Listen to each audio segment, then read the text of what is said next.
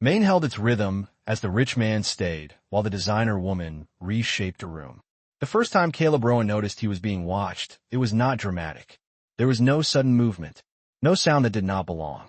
It happened early, before the town fully decided it was morning. He stood near the edge of the dock, hands in the pockets of a worn jacket, facing the water. The Atlantic moved the way it always did here. Not loud, not quiet, just steady enough to erase small things. Footprints, thoughts. The sky was a flat gray, the kind that made time feel suspended. A fishing boat passed farther out, its engine low, almost polite. Caleb did not turn when he sensed it. He stayed where he was, weight balanced evenly, boots planted on wood that had been repaired more times than anyone bothered to count. He had been coming here long enough to know which boards flexed and which did not. This one held. Behind the glass of a shop window across the street, Iris called her paused. She had been adjusting a corner of fabric inside the display. Nothing elaborate, just a small correction. A fold that did not sit right. The kind of work that required stepping back, then forward again, then back once more. When she lifted her head, her reflection layered briefly over the street, over the dock, over the man standing still. She saw him before she meant to. Caleb remained facing the water. Anyone else might have shifted, might have looked around. He did not. The wind moved his jacket slightly. A gull cried somewhere above, then disappeared into the fog. From inside the shop, Iris watched without leaning closer. She did not step out. She did not call. She did not signal recognition. Her hands rested at her sides, fabric still draped loosely over one arm. The space between them remained intact. Street, air, routine. Caleb felt the attention like a change in temperature. Subtle, easy to ignore, hard to mistake. People noticed newcomers in small towns. That was expected. What was different was the way this noticing stayed quiet. No curiosity announced itself. No question followed. The moment simply existed, then stretched. A delivery truck rolled by slowly, tires whispering against damp pavement. The driver nodded once in Caleb's direction, a gesture that did not ask for anything. Caleb nodded. Back just as small. The exchange ended there. Across the street, Iris turned back to the window. She adjusted the fabric again, smoothed a crease, took one step back. The reflection shifted. The dock reappeared in the glass. The man was still there, still not looking. The town continued. A door opened somewhere. A bell rang once, then stopped. Someone crossed the street with a paper bag held carefully at the bottom. Nothing accelerated. Nothing waited. Caleb finally moved when the tide changed enough to mark time. He stepped away from the edge, not hurried, not delayed. He did not look toward the shop. There was no reason to confirm what had already passed. Iris watched him go only long enough to register the direction. Toward the bend in the road. Toward the path that followed the shoreline. A route people took when they were staying. She returned to her work. The window looked right now. The street aligned with it. The room felt balanced again. Outside, the dock remained where it had always been, holding weight without comment. Caleb walked on, the sound of water behind him, the feeling of being seen settling quietly into the rhythm of the morning. Morning in this part of Maine did not arrive all at once. It assembled itself slowly, piece by piece, as though checking whether anyone objected. Light came first, thin and winter pale, sliding sideways across the harbor. It did not brighten so much as clarify. Edges became visible. The line where water met wood. The line where road met shoulder. Everything else stayed gray, held in place by fog that drifted low and patient, damp enough to bead on jackets and railings. The town accepted this without comment. Caleb Rowan walked along the coastal road after leaving the dock. His pace matched to the sound of the water below. The road curved the way it always had, following land instead of correcting it. No straight ambition here, just compliance with rock and tide. Wooden houses sat back from the edge, weathered to colors that could not be named easily. Gray, salt white, a blue that had faded into something quieter. The air carried the smell of the sea. Cold, vet, not sharp enough to wake anyone suddenly. It settled instead, filling lungs without resistance. Each breath felt heavier than it looked. Farther down, the town began to stir. A shop door opened, hinges speaking softly. A bell rang once and then stopped. Someone swept a small patch of sidewalk, pushing water more than dirt. There was no rush to make things look new, only workable. The dock remained visible from most angles, a constant reference point.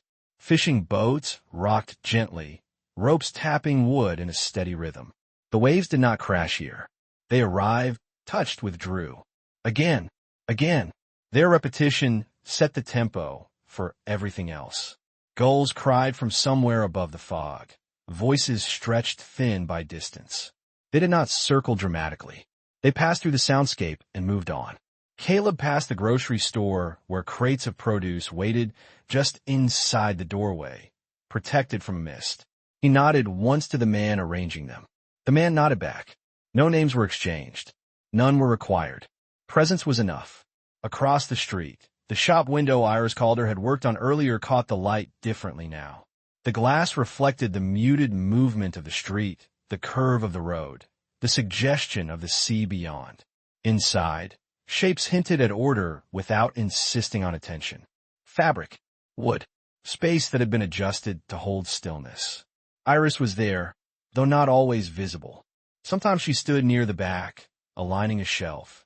Sometimes she disappeared into a side room. The work progressed without announcement. Changes appeared quietly. A line softened. A corner opened. The room began to breathe differently. No one stopped to ask what she was doing. They noticed instead that the space felt easier to pass, that the light lingered longer on certain surfaces, that nothing seemed to be in the way. Fog thinned as the morning continued, lifting just enough to reveal more of the water. The sky stayed overcast, a single continuous color. Drizzle came and went, fine enough to register only after it stopped. Jackets darkened slightly. Hair held moisture. Nobody complained. Caleb reached the edge of town, where pavement gave way to packed earth and stone. He paused there, looking out over the water again, from a different angle this time. The sea did not change for him. It did not need to. Behind him, the town maintained its shape. This was a place where people were seen daily without being examined, where routine created a kind of shelter. Someone carried a box into the post office. Someone else waited, hands in pockets, gaze unfocused, patient. A truck idled and then shut off. Silence returned. At the dock, a man repaired a net with movements so practiced they seemed automatic. His hands worked while his attention drifted elsewhere. The repair mattered, but not urgently. It would hold when needed. That was sufficient. In the shop, Iris stepped back from her work again, checking alignment. The room responded by staying quiet. She left it like that and moved toward the front, standing just inside the doorway for a moment. From there, the street appeared framed, balanced. People passed through without breaking the composition. Caleb crossed that frame once more on his way back, walking past without stopping. Iris saw him, just as she had before. He did not look in. She did not step out. The exchange remained exactly as large as it needed to be. Somewhere between them, the town continued to function. This was how belonging often worked here. Not declared, not tested. It arrived through repetition, through being present without demand, through noticing without pressing closer. The sea kept its rhythm. The road curved on. The light held steady. And within that quiet, someone was always noticing, without judgment, without urgency, allowing the moment to pass intact. Morning returned to Caleb Rowan the same way it had the day before and the day before that. Not as an event, but as a sequence. The light outside his window shifted from black to charcoal, then to a gray thin enough to pass through glass. He woke before it finished deciding what kind of day it would be. There was no alarm. His body had learned the timing of the coast. The tide, the temperature, the faint change in sound when night loosened its grip. He sat up, waited a moment, then stood. The window opened with a small resistance, wood swollen slightly from damp air. Cold entered the room first, followed by the low, even sound of the sea. Waves did not announce themselves here. They moved in a steady pattern, touching shore and withdrawing, the same motion repeating without variation. Caleb stood there longer than necessary, long enough for the room to cool, long enough for the sound to settle into his breathing. In the kitchen, he filled the kettle and placed it on the stove. The motion was precise but unhurried. While the water heated, he measured coffee grounds by sight, not scale. He used the same mug every morning, ceramic thick enough to hold warmth. When the water reached its point, he poured slowly, letting the coffee bloom, then dripped through without interruption. He did not drink right away. The mug rested in both hands as he stood near the window again, watching the water beyond the houses. The harbor looked different each morning, but the difference never demanded interpretation. Some days the fog lay low and heavy. Other days the water reflected a sky that offered no contrast. Today it was somewhere in between. He took a sip, then another. Later, at the small table near the wall, he opened a notebook. The pages held short lines. Not plans, not reflections, just marks, measurements. A quick sketch of a curve he had noticed on the road. A note about the way a rope had been tied at the dock, tighter than usual. He closed the notebook before it filled the silence. By the time he stepped outside, the town had begun to move, though quietly. He walked toward the shore, hands in his coat pockets, following a path worn smooth by years of passing feet. The beach stretched out ahead, narrow and stony, with driftwood scattered unevenly along the tide line. Caleb walked until the houses thinned, then stopped. A group of seals rested on a flat stretch of rock farther down, their bodies dark against the pale water. They shifted occasionally, lifting their heads, then settling again. He sat on a nearby log, far enough away to avoid disturbing them, close enough to share the same view. The sea moved. The seals breathed. Time passed without being counted. When he stood, he picked up a length of driftwood, turning it once in his hands before setting it aside. Some pieces were worth keeping. Others were left where they lay. There was no urgency to decide. Back in town, the dock was active in its usual restrained way. Boats returned at different intervals, their engines cutting off as soon as they reached their slips. Men and women worked without raised voices. Nets were lifted. Crates were shifted. Nothing was done for display. Caleb watched for a while, leaning against a post, then moved on. The small repair shop opened later in the morning. Inside, the smell of oil and wood hung in the air. Caleb took a seat near the window and began mending a jacket seam, needle passing through fabric with practiced ease. The tear was minor, the repair invisible once finished. Someone nodded at him on the way out. Someone else asked if the thread on the counter was available. He slid it closer. No further exchange followed. At midday, he stopped at the diner near the corner. The same stool, the same view of the street through the window. He ordered without looking at the menu. The plate arrived. He ate slowly, listening to the low sound of conversation around him. Names surfaced occasionally, then disappeared. Weather, boats, the price of fuel. Nothing required his opinion. Afterward, he walked to the grocery store, picked up a few items, then continued to the library. The building held its warmth well. Inside, pages turned softly. Chairs creaked once, then settled. Caleb selected a book and sat near the back, reading without urgency, stopping occasionally to look up at the light shifting across the floor. The afternoon folded into evening without ceremony. At the edge of town, near the water again, a small boat rested on blocks. Caleb worked on it when the weather allowed. Today, he tightened a fitting, checked the hull, replaced a worn strip of wood. His hands moved steadily. The task did not require explanation. It would float when needed. Fog returned as the light faded. It moved in slowly, softening edges, reducing distance. Caleb closed the windows at home as the wind picked up, securing the latch with a firm press. The sound of the sea changed slightly, deeper now but still measured. Later, he stood outside once more, looking toward the darkened water. He did not stay long. The cold settled quickly after sunset. Inside, the room held the quiet he had left it with that morning. Nothing waited for him. Nothing pressed forward. This was the shape of his days now. Not fixed, but repeating. The order shifted occasionally. Some actions dropped away for a time. Others returned later. The routine did not demand completion. It simply held space. In town, people came to recognize the rhythm without naming it. They saw him pass at certain hours. They noticed when he did not. Both registered the same. Caleb turned off the light and let the sound of the water fill the dark. Tomorrow would arrive the same way. And that was enough. She appeared the way most things did in town. Without announcement, Caleb Rowan first noticed her at the hardware store, late morning, when the fog had not fully lifted and the bell over the door rang with its usual dull sound. She was already inside, standing near the counter, one hand resting lightly on a stack of folded drop cloths. The clerk spoke to her the same way he spoke to everyone else. No pause. No extra attention. She nodded once, listening. Her coat was dark, worn at the cuffs, practical. Nothing about her asked to be interpreted. When she turned, she did so with awareness of a narrow aisle, stepping aside before Caleb needed to slow. The movement was small, practiced. Space was shared without negotiation.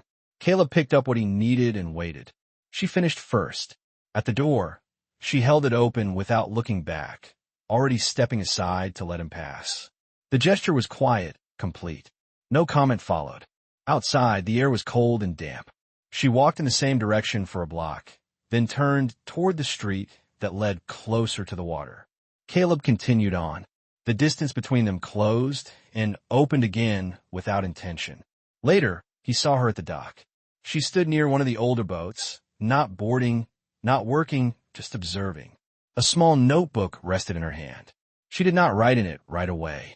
She watched the lines, the way the hull shifted against the tide, the scuffed paint near the bow. When a fisherman passed, he lifted his chin in greeting. She returned the gesture, slight, familiar. No one asked her why she was there. She moved through the town with the same ease. The grocery store, the diner, the library steps, where she sat briefly, adjusting her scarf against the wind. People recognized her face without placing it. That was enough. In the afternoon, Caleb encountered her again near the repair shop. She stood just inside the doorway, careful not to block it, studying a display of hinges and handles. The shop owner spoke to her about stock arriving next week. She listened, nodded, thanked him, and stepped back. When she turned, their eyes met for a moment. Not held, not avoided. She gave a small nod. Caleb did the same. Nothing followed. The detail that settled quietly among these encounters was the way she handled objects. When she picked something up, she supported it fully, even when it was light. When she set it down, there was no sound. The motion was deliberate, respectful. Nothing was rushed. Nothing was tested. It was noticed without being named. Toward evening, Caleb returned to the small boat he had been working on. The tide was lower now. The fog had thinned, but not cleared. He was tightening a fitting when footsteps approached, slow enough to register as intentional. She stopped several feet away. "Iris Calder," she said, not extending her hand. "Caleb," he replied. That was all. She gestured toward the boat with a slight movement of her chin. "You might." He shook his head. She stepped closer, careful of the uneven ground, and crouched near the stern, keeping her hands behind her back. She did not touch anything. She leaned in just enough to see the repair, then leaned back again. "Clean work," she said. He nodded once. They stood there for a moment, looking out at the water instead of at each other. A gull cried somewhere beyond the fog. The sound carried, then dissolved. "I will be around," she said after a while. "So will I," Caleb answered. She accepted that without comment. As she turned to leave, she paused, noticing a loose rope near the edge of the dock. She bent, lifted it, and looped it once around a cleat, securing it neatly. The action was efficient, almost invisible. She did not look back to see if he had noticed. He had. She walked away toward the town, her steps steady, unhurried, blending into the rhythm of the place. Caleb returned to his work. The boat rested as it had before. The tide continued its movement. Nothing had shifted outwardly, yet the space around the routine had widened slightly. Not filled, just acknowledged. In town, someone would later mention that Iris Calder was back, working on a room near the old storefront. No one asked how long she would stay. No one asked where she had been before. She fit the way a piece fits when it has been handled many times. Not because it was perfect, because it knew how much pressure to take. As evening settled, Caleb closed up his tools and walked home. Lights came on one by one along the street. The sea kept it steady. Sound. Somewhere between the dock and the house, the town seemed to register the presence of one more familiar shape moving within it. And the day ended the way it had begun, without demand. The first contact happened without ceremony and with another person present. It was early afternoon at the diner near the bend in the road, the one with the chip counter and the window that faced the water at an angle. The bell above the door rang the same way it always did. Caleb Rowan entered, shook the damp from his coat, and took the last open stool near the end. 2 seats down, Iris Calder was already there. She had a mug in front of her, untouched, and a folded paper placed neatly beside it. Across from her sat the waitress, standing rather than sitting, one hand resting on the counter as she spoke. "Still the same measurements?" the waitress asked. "Yes," Iris said. "Paint comes tomorrow." "That works." The exchange ended there. No follow-up. No explanation. The waitress moved down the counter and stopped in front of Caleb. "Coffee?" "Yes," he said. "Black." She poured it without asking further. For a few minutes, the only sounds were the scrape of a plate from the kitchen and the low murmur of a radio behind the counter. Iris unfolded her paper, glanced at it once, then folded it again. She did not write. Caleb stirred his coffee slowly, then stopped when the cup was full enough. The man 2 stools overpaid and left. The space between Caleb and Iris closed by 1 seat. It changed the geometry of the counter without changing the air. She noticed first. "You can take that spot," she said, nodding once toward the empty stool. He moved over. The distance became workable. The waitress returned with a small plate of toast and set it between them, slightly closer to Iris. "Split?" she asked. "That is fine," Iris said. Caleb nodded. They ate without comment for a while. Iris broke the toast carefully, placing 1/2 back on the plate rather than sliding it across. Caleb took it. Outside, a truck passed. The sound lingered longer than the motion. "You are working on the boat by the east dock," Iris said. "Yes." "It looks steady. So far." She accepted that. A pause followed. Not a gap, just a pause. "I'm adjusting." "A room near the old storefront," she said. "I saw the lights on. They needed to be." He drank the rest of his coffee. She wrapped her scarf tighter around her neck, even though they were indoors. The waitress returned, glanced at the plate, and took it away. She placed the check closer to the center than to either of them. "I will get this," Iris said. "No need," Caleb replied. She looked at him. He met her gaze briefly, then looked back to the counter. "I will get the next one," she said. "That works." The waitress picked up the check without comment. They stood at nearly the same time. Chairs scraped lightly against the floor. Iris waited while Caleb put on his coat, then reached for hers after he stepped aside. At the door, another person entered, carrying a small box under one arm. Iris shifted to make space, holding the door wider than necessary. "Thanks," the person said. "You are welcome," she answered. Outside, the wind had picked up slightly. The fog had thinned, but not lifted. The street was damp, reflecting light without shining. They stood for a moment on the sidewalk, neither angled away yet. "I will be at the space most of the week," Iris said. "I'm usually near the water," Caleb replied. She nodded. They did not exchange numbers. They did not suggest another meeting. The information settled where it was given. Iris turned toward the storefronts. Caleb headed back toward the dock. After a few steps, their paths separated fully, each moving into familiar directions. From across the street, the diner window reflected both of them for a brief second. Then the angle changed. Inside, the waitress wiped the counter where they had sat. Outside, the town continued its slow movement. Nothing had been promised. Nothing had been withheld. Somewhere in the ordinary rhythm of the afternoon, the fact of the encounter registered quietly. 2 people had shared table. A third had been present. Words had stayed within their limits. The day did not mark the moment. It simply carried it forward. The first shift did not announce itself. It arrived the way weather does in Maine. Not with drama, but with a difference that people noticed only after it had already settled. The morning began like the others. Gray light, damp boards along the dock, the tide moving in, its usual patience. Caleb Rowan arrived before most of the boats were active, walking the length of the pier with his hands in his pockets, stopping once to tighten a loose plank near the edge. It was not his plank. No one had asked. He found a coil of rope left where it did not belong and carried it back to the storage shed. Inside, he straightened a stack of life jackets, aligning them by size rather than by color. He wiped salt from a window that did not belong to his boat. A fisherman passed behind him, nodded once, and kept walking. By mid-morning, someone else noticed. "You fixing up over there?" the fisherman asked later, not stopping. Caleb shrugged. "Just putting things back. That shed never stays that way.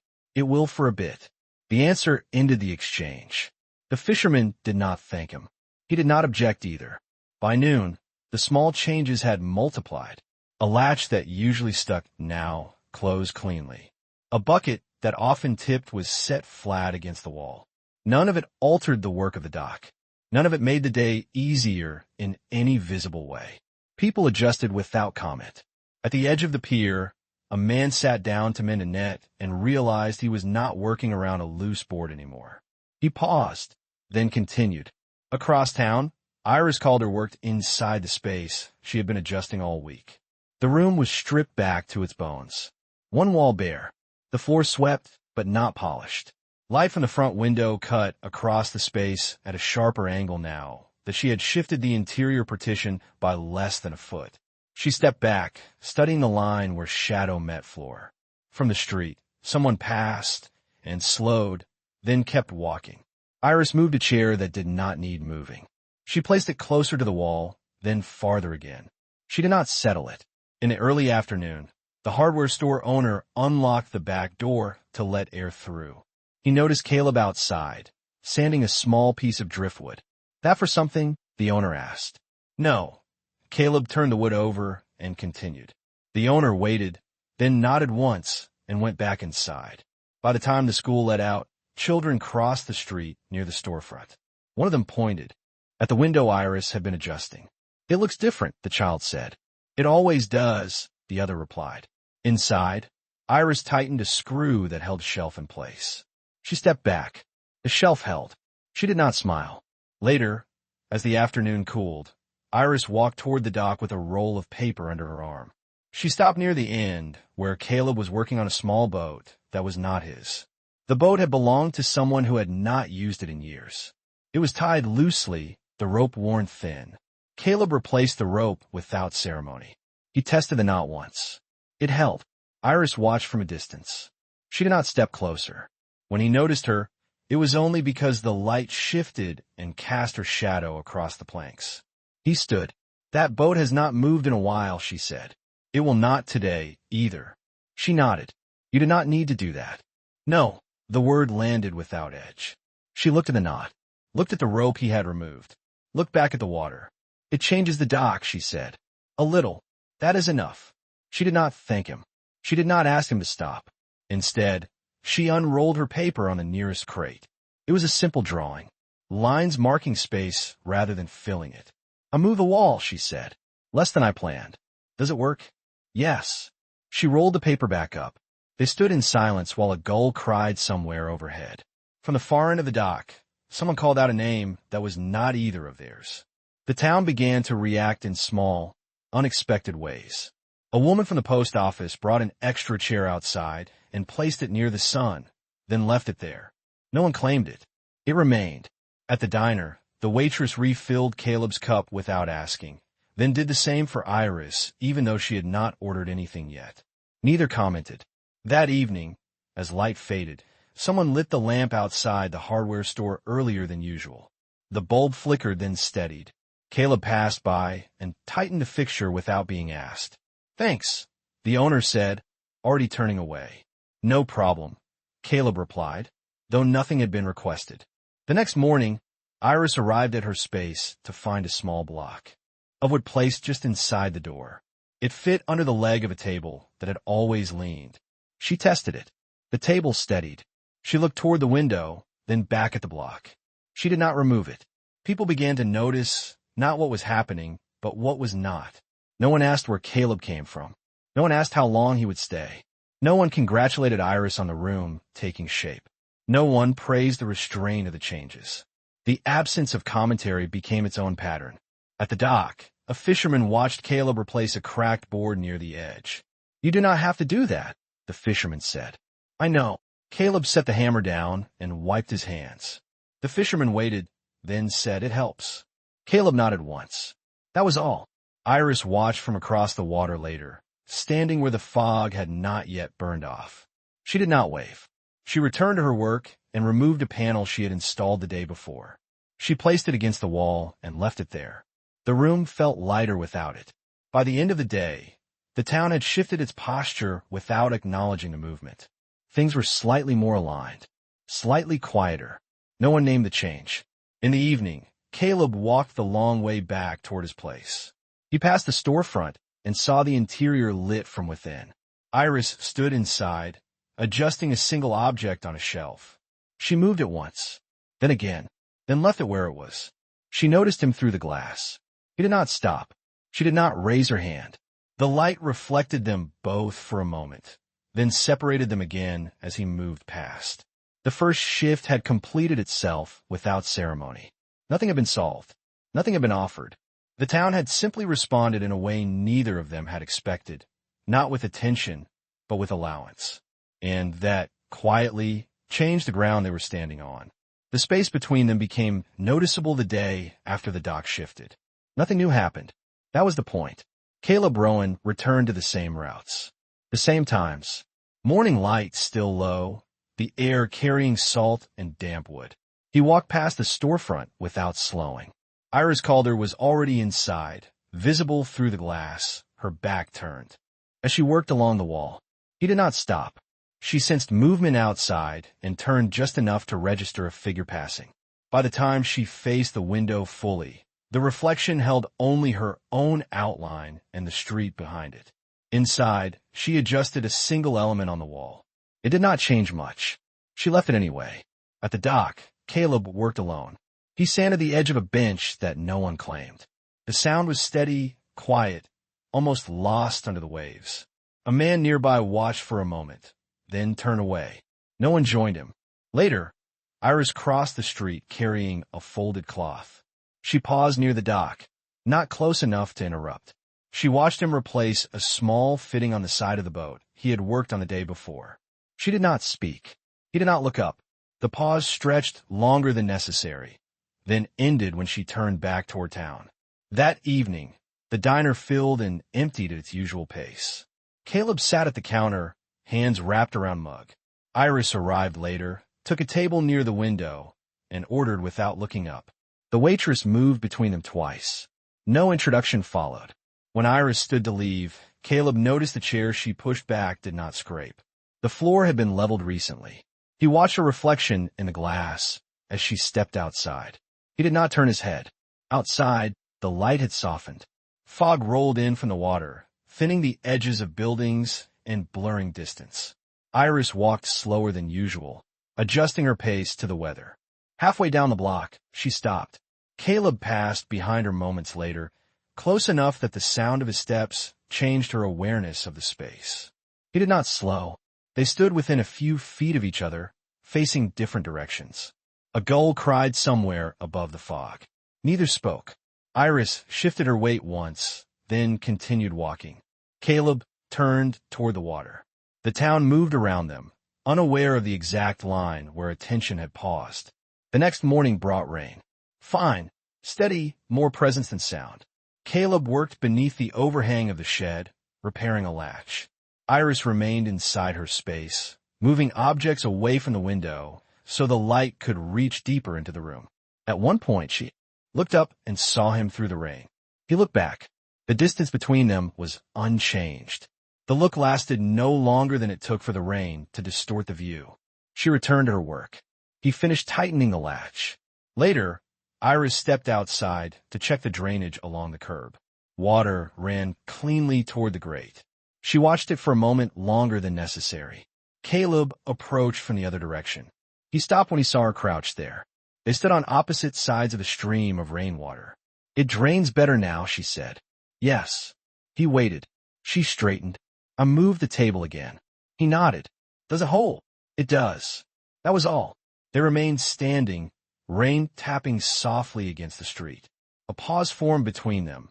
Not empty, not full. The rain slowed. Iris stepped back toward the sidewalk. Caleb stepped toward the dock. Their paths diverged without ceremony. In the afternoon, Iris found herself standing still inside the room, her hands resting at her sides. The space no longer required adjustment at that moment. She did not rush to fill the gap.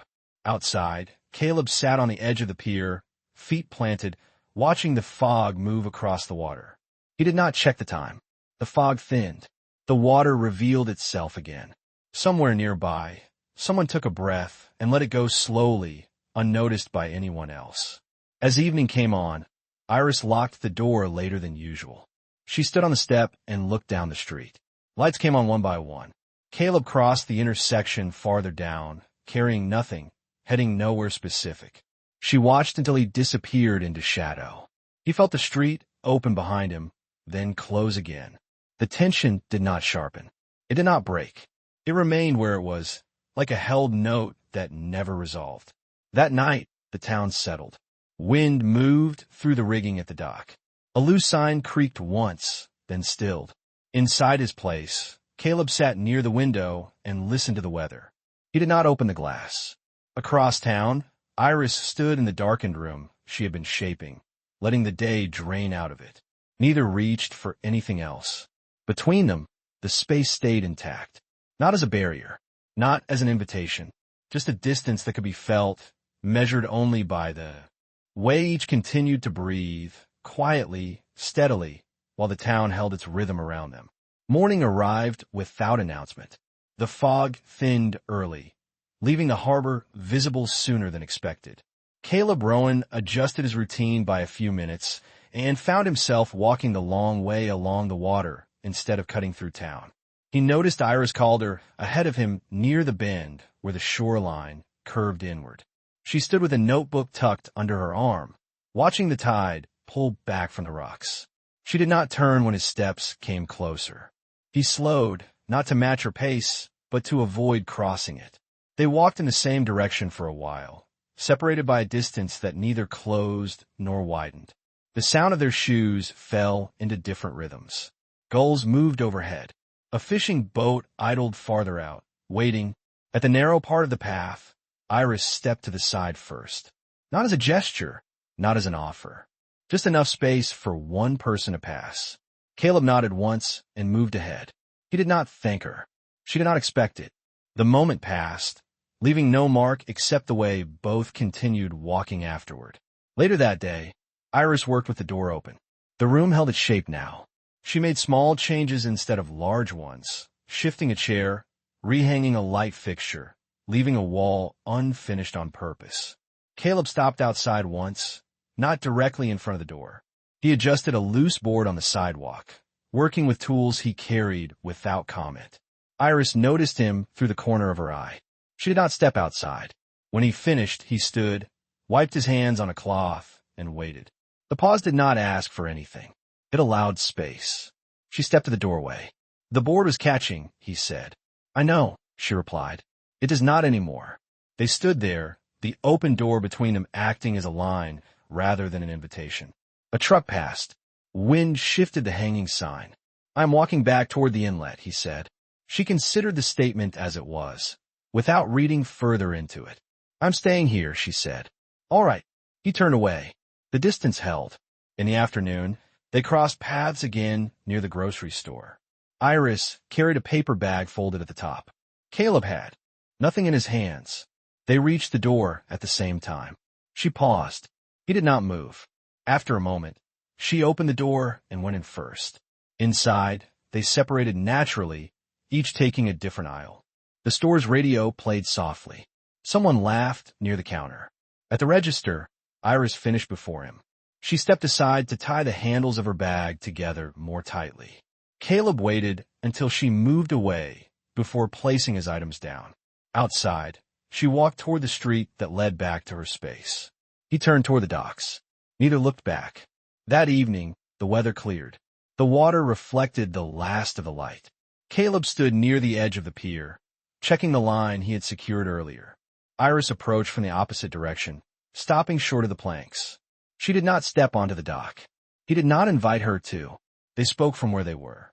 "The room is almost done," she said. It holds, he replied. Yes.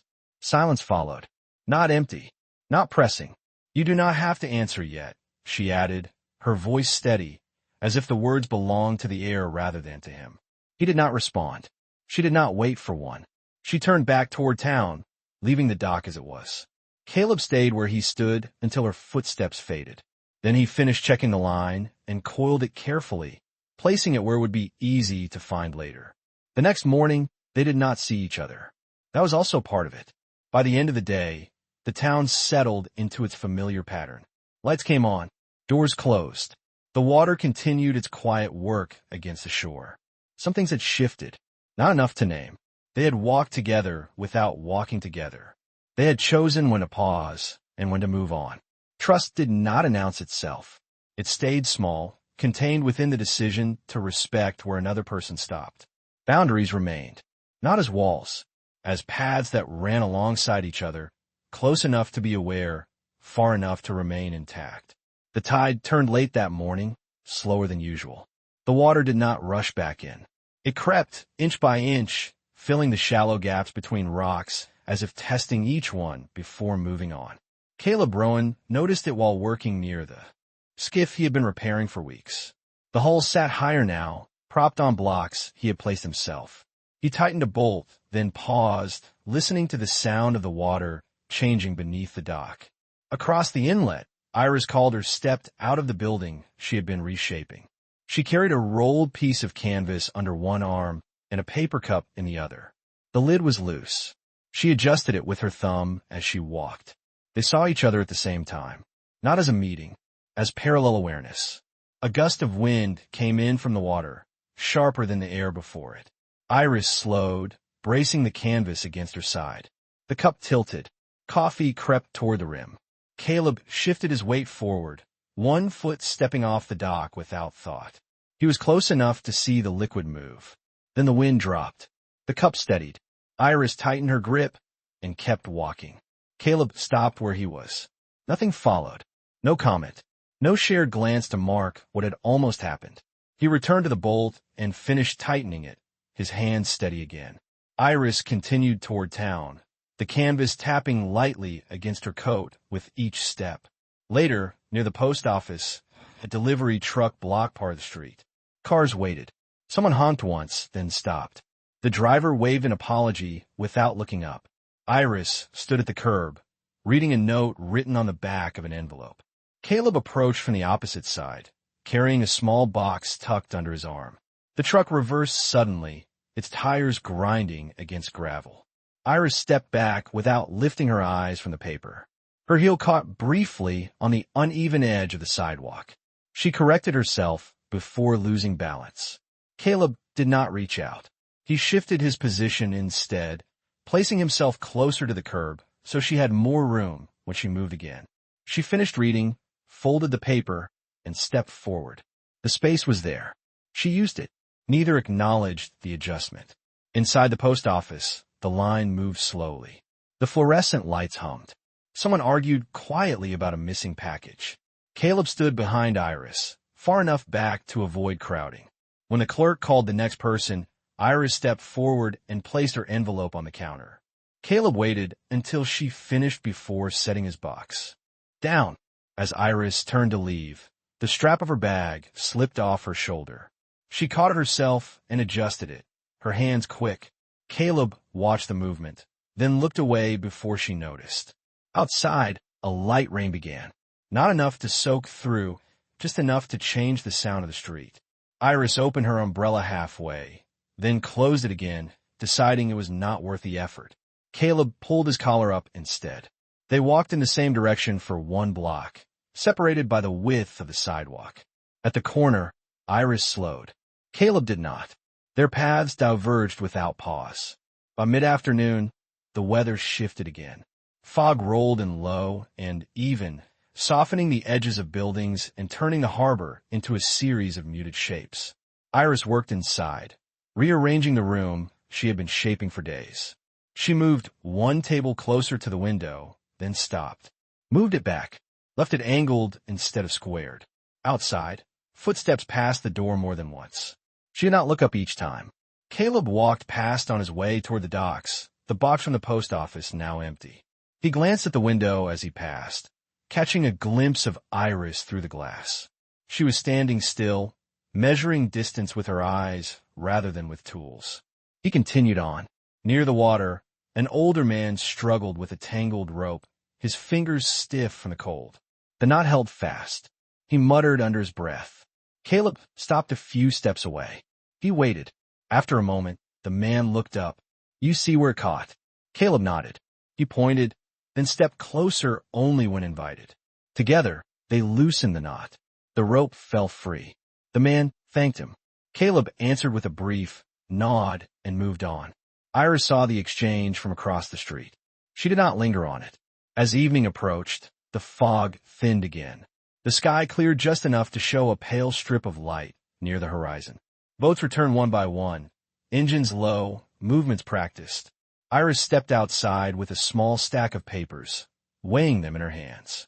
She walked toward the trash bin, paused, then turned instead toward the bench near the water. She sat. Caleb was already there, further down the bench, facing the harbor. There was space between them that neither closed. She set the papers beside her, smoothing the top page once. He adjusted his position slightly, giving her more room without shifting the balance of the bench. A gull landed near their feet, then took off again. "I thought the rain would last longer," Iris said. "It does not always decide early," Caleb replied. That was all. They sat for several minutes without speaking. Boats moved. Ropes tightened. Someone laughed on the far side of the dock. Iris gathered her papers and stood. Caleb did not stand with her. She walked away at an unhurried pace. He remained where he was, watching the harbor until the light faded further. Nothing dramatic had occurred. No moment demanda explanación. Small movements had happened instead.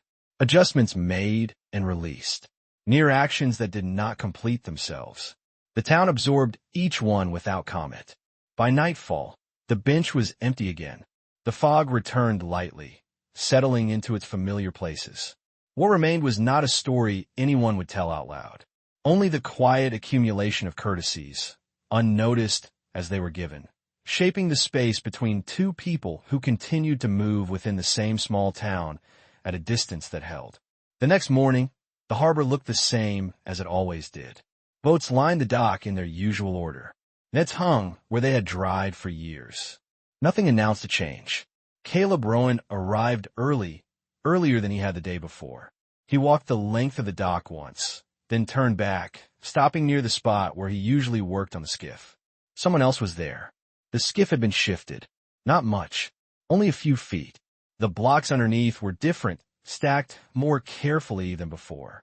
A coil of rope rested on the bench nearby, neatly looped. Caleb stood still and looked at it longer than necessary. He did not touch anything. A fisherman passed behind him and nodded once. "Town kid helped move that yesterday," the man said, not stopping. "Said you were done with it." Caleb nodded in return, though the words settled oddly. He did not correct the man. He set his tools down a little farther from the skiff than usual and worked on a different task instead, sanding a piece of wood that did not need sanding yet. The motion was familiar enough to hold his attention. Across town, Iris called her unlocked. The door to the space she had been reshaping. The light inside had changed overnight. Morning sun reached deeper now. Catching the edge of a table she had repositioned late the night before. She noticed a folded note on the windowsill. The paper was creased once, deliberately. No name, just a short line written in pencil. "Boat is ready when you are." She read it twice. Her first thought was practical. Someone must have mistaken her for someone else. She did not own a boat. She had not asked about one. She folded the note again and set it back where she found it. Later, at the grocery store, Iris stood in line with a basket half full. Bread, apples, a small tin of nails she had added without thinking. Ahead of her, two women spoke quietly about the weather, then about nothing in particular. One of them glanced back toward Iris and lowered her voice further. "He is staying, I hear," the woman said. "Who?" the other asked. "The man by the water. Fix that skiff." "I thought that was for her," the second woman replied. "For who?" "The woman with the windows. The designer." Iris shifted her weight slightly. The basket handle pressed into her palm. The conversation moved on. The detail did not. At the counter, the cashier rang up the nails last and paused. "You working on something new?" she asked Iris. "Yes," Iris answered. That was enough. Outside, the air felt warmer than it had earlier. The fog had lifted, leaving the town sharper around the edges. Caleb finished his errand near the hardware store and stepped back onto the street. He saw Iris ahead of him, walking in the same direction. She carried her basket with both hands, balanced and steady. He slowed his pace. A few steps later, Iris stopped. She turned, not fully, just enough to see him. "There was a note," she said. Caleb stopped where he was. "All right." She held his gaze briefly, then looked down the street instead. "I did not know who it was for." "It could have been wrong," he said. She nodded once. "It could have been." Neither moved closer. A car passed between them, breaking the line of sight for a moment. When it was gone, the space remained. "I will leave it where it was," Iris said. "That works," Caleb replied. They stood there for another second. Then Iris adjusted her grip on the basket and continued walking. Caleb waited before moving again, letting the distance reset. That afternoon, the skiff remained untouched. The rope stayed coiled. The blocks stayed in their new arrangement. Someone else walked by and assumed the work was finished. No one corrected them. In the early evening, Iris returned to the bench near the harbor. She sat with her hands empty this time, watching the water move in its measured way. Caleb arrived later and chose a spot farther down than before. Not farther away, just clearly separate. The bench held both positions without complaint. A gull landed, then left again. The note stayed folded on the windowsill overnight. Nothing was explained. Nothing was taken back. A small detail had shifted once and settled where it landed. The town accepted it as it did most things, quietly, without asking for clarity. By nightfall, the harbor lights reflected cleanly on the water. The distance between them had not widened. It had been defined. Morning came in without announcement. The harbor was already awake when Caleb Rowan stepped onto the dock. Not busy, just present. A gull stood on the railing where it often did. The tide moved the same way it had the day before and the day before that. He paused near the skiff but did not stop there. Instead, he continued past it, walking farther down than usual, toward the end where the boards were darker from years of salt and boots. He leaned his weight briefly against a piling and looked back, taking in the full line of boats as if seeing their order for the first time. Nothing had changed. That was the point. He had been working around the town long enough, now, that people no longer watched closely.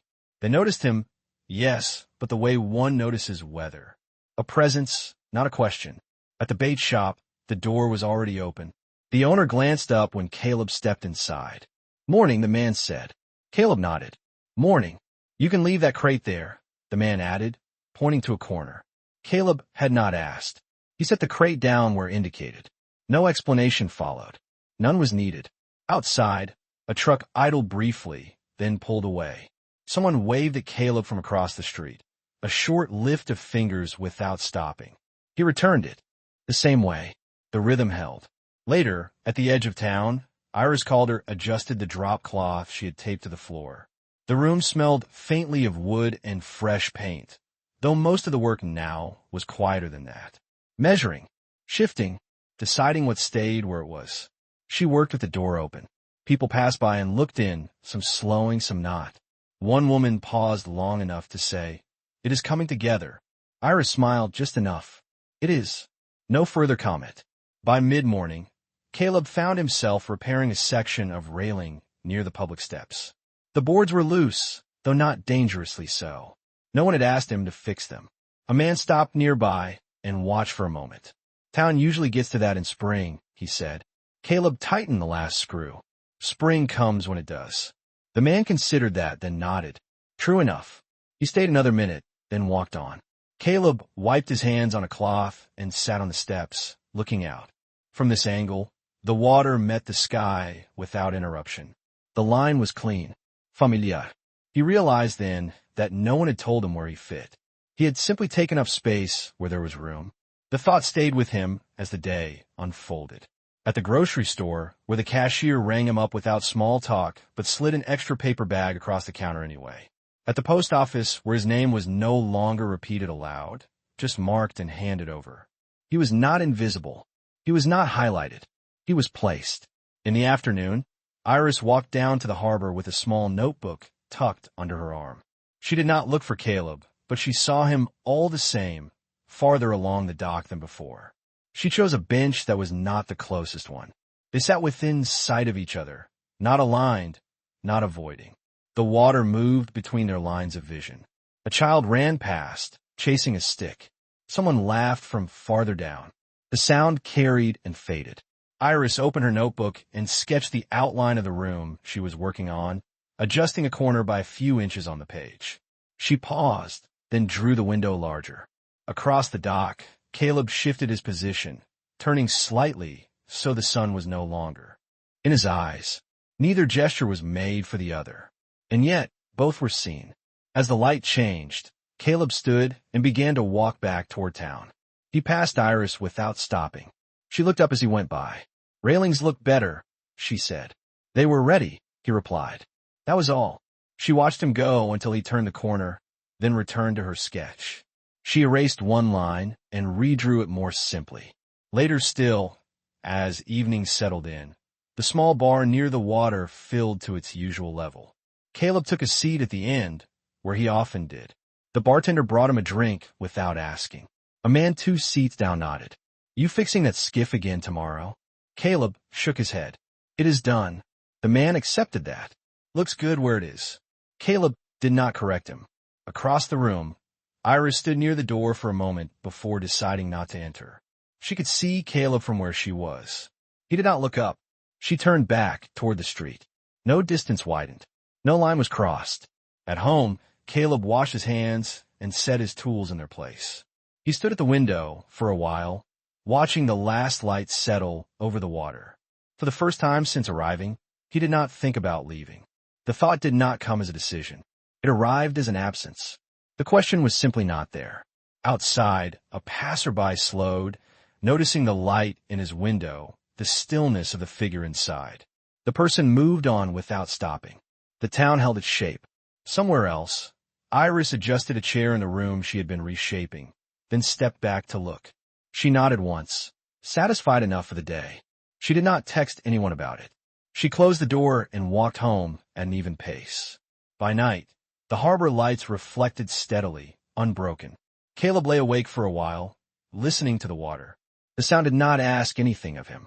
In the quiet, it became clear that his role here was not to arrive or to depart, but to remain present without weight, to take up only what space was offered, and to tend what was already there. From somewhere down the street, a light turned off. The night continued. Someone, passing by later, noticed that. The dock felt balanced, that the work done there did not announce itself. They did not linger on the thought, and the town, as always, went on. Morning returned the way it always did, without emphasis. Caleb Rowan woke before the light fully reached the water. The sky held that familiar gray blue, not dark, not bright. He opened the window as he had every day since arriving, and the sound of the tide moved in, steady and unhurried. The air felt the same against his face. Salt, cold, clean. The order of things shifted slightly. He did not reach for the coffee first. Instead, he stood by the window longer than usual, watching the surface of the water take shape as the light rose. The boats rested where they had been tied the night before. Nothing drifted loose. When he finally brewed the coffee, he used the same press, the same measure, but he drank it sitting down instead of standing. The mug warmed his hands. He let it cool before taking the second sip. Later, he walked the same stretch of shoreline he always did. The path curved as it always had. Stones pressed into the soles of his boots. The wind moved low across the water, not sharp, not loud. What changed was not where he walked, but how long he stayed still. He paused near the rocks where driftwood often collected. A piece had shifted overnight, turned by the tide. He lifted it, tested the weight, then set it aside for later. No decision followed, just placement. Farther along, seals rested on the same ledge they favored when the water was calm. He sat nearby, not close enough to disturb them, not far enough to miss their presence. They watched him briefly, then returned their attention to the water. The routine held, but the pauses between actions grew wider. In town, the same faces appeared. At the grocery store, the cashier greeted him by name and moved on to the next customer without waiting for a reply. At the post office, a package sat on the counter with his name already written on the slip. Caleb did not feel more included. He felt accounted for. Across town, Iris Calder unlocked the door to the room she had been reshaping. The smell inside was different now. Not fresh paint, but settled wood and fabric. The work was not finished, but it no longer asked to be pushed. She rearranged a chair, then returned it to its original place. She opened the window halfway instead of all the way. Light moved across the floor in a narrower band. She noticed the quiet without naming it. When she stepped outside, she crossed paths with the same woman she had passed every morning that week. They nodded. Nothing else followed. At midday, Caleb stopped by the dock. A section of rope had loosened on one of the smaller boats. He retied it, slower than before, making sure the knot lay flat. When he finished, he did not check his work twice. Once was enough. A man walking by watched for a moment. "Looks fine," he said. Caleb nodded. "It will hold." That was not reassurance, just information. In the afternoon, Iris walked toward the harbor, notebook in hand. She did not sit on the same bench as before. She chose one farther down, closer to the waterline. She sketched less. She erased nothing. Caleb passed by later, carrying the piece of driftwood under his arm. They acknowledged each other with a glance, nothing more. The distance between them remained, but it no longer felt measured. As evening came on, the town settled into its familiar pattern. Lights turned on in the same windows. The small bar filled and emptied at its usual pace. The sound of laughter rose once, then faded. Caleb returned home before dark. He set the driftwood near the door, not yet ready to work on it. He closed the window when the wind picked up, then opened it again a few inches when the room grew too still. The routine repeated, but the weight within it had shifted. The places were the same. The path, the dock, the room being reshaped, the harbor lights reflecting on the water. What changed was the order in which attention moved through them. What stayed longer? What no longer needed to be done immediately? There was no marker to note the change, no moment to point to, only the sense that the day no longer needed to be completed, only lived through. Not arrived quietly. From the street, a passerby noticed the light in Caleb's window turn off later than usual. They did not stop. The tide continued its steady motion. Maine remained as it had been, and within that steadiness, something subtle had taken a new place without asking to be named. The town did not mark the ending. Morning followed night in the same way it always had. The harbor lights went dark. The boats shifted slightly with the tide. A gull crossed the sky, then another, their calls thinning as the day opened. Caleb Rowan stepped outside at the usual hour. The air carried the same cold, the same dampness. He locked the door behind him and did not check it twice. His footsteps fell into the rhythm of the street, already familiar, already absorbed. Across town, Iris Calder finished adjusting the room she had been working in. The chair stayed where she left it. The window remained half open. Nothing asked to be corrected. She gathered her notebook, paused once, then closed the door without looking back. They did not meet that morning. They did not need to. The town moved around them as it always did. Someone swept a storefront. Someone else stood on the dock, hands in pockets, watching the water without urgency. A delivery truck idled, then pulled away. Life arranged itself in small, workable pieces. Caleb walked along the shoreline again, stopping where the land curved inward. He stood there longer than before, not waiting for anything, not deciding. The water moved past his boots, then away. He turned back when the wind shifted. Iris passed through the main street later, carrying nothing now. A familiar face nodded. She returned the gesture. No explanation followed. What had formed between them did not need a name. It did not require attention. It fit inside the days the way other things did here, quietly, without asking to be carried forward or left behind. The town held space for that. Belonging? Here did not arrive as a declaration. It showed itself in small allowances, in being seen without comment, in being left alone without being forgotten. The work continued. The routines repeated, not as protection, but as structure. Nothing closed. The harbor would look the same tomorrow. The room would remain as it was until someone entered again. Caleb would walk. Iris would adjust what needed adjusting. The town would notice, and then it would not. And somewhere within that steady motion, there was room for what might come next, without pressure, without a need to decide right away. As evening settled in, a light turned on in a window near the water. It stayed on longer than usual. A passerby noticed, then continued walking. The town remained, and those who wished to stay found that staying did not require an answer.